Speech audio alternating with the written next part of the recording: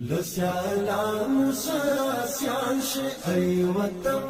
بې مثال شي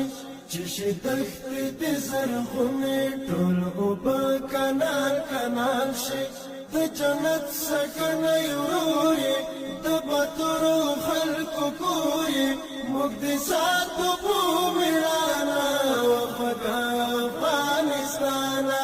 وخوږه